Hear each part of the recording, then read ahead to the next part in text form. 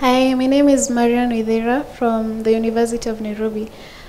My recommendation to the government is to increase public awareness so that the public can be kept in check. If we borrow money, people know it's money and they'll keep the leaders accountable for the money and all that. I think that will help boost further economic growth. Thank you. One last one, the lady in front here.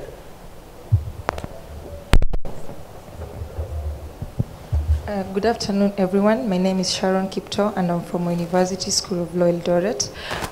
What I can say, and is something that is already going on, is as with regards to corruption, the government should put more stringent measures to deal with corrupt individuals, corrupt officials.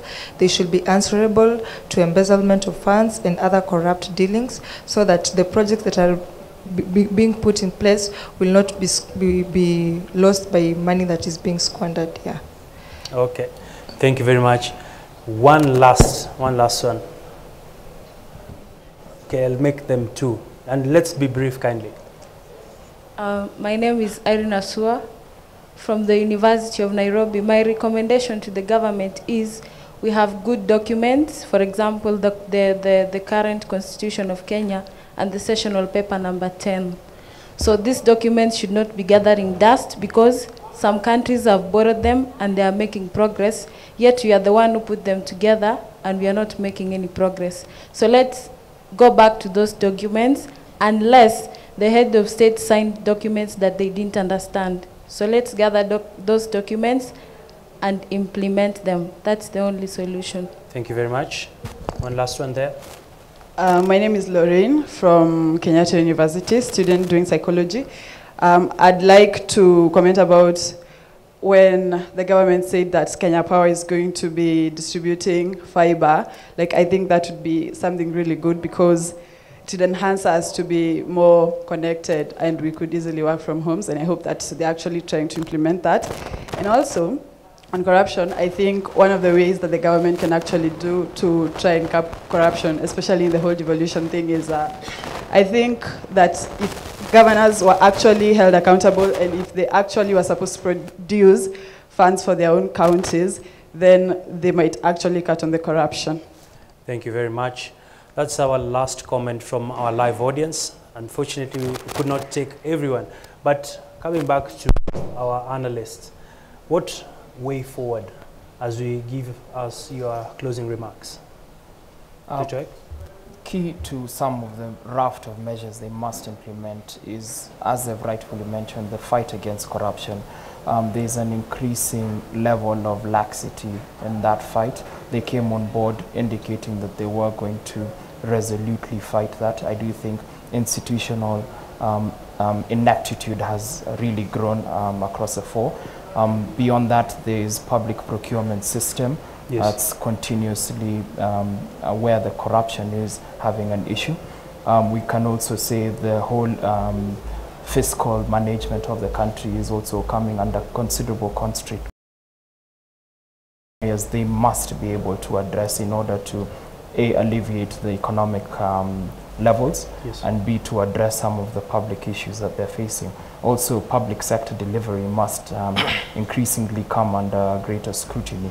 That's in terms of enforcing performance contracting and also encouraging public service delivery.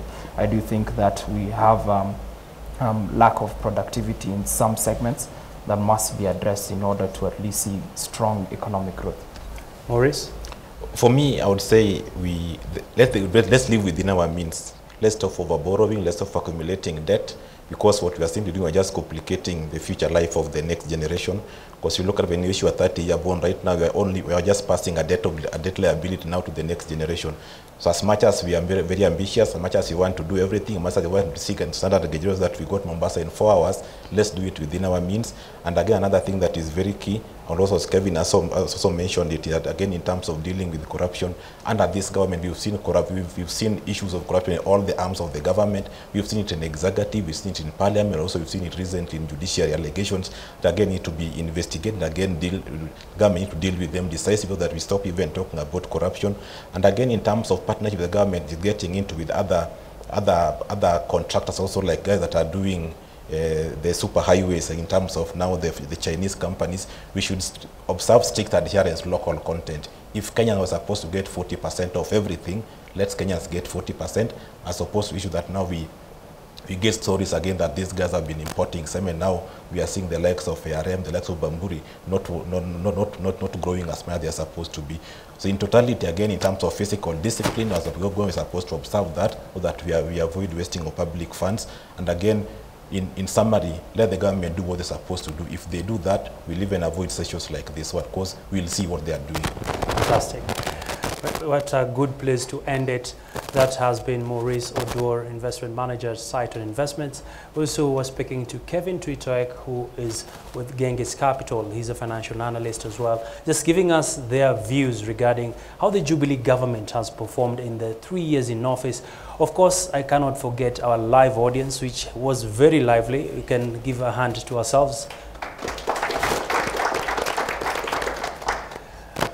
My name is Abi Agina. It has been a pleasure bringing you this day 2 discussion around the Interministerial Public Symposium that has been happening here at the KICC since yesterday.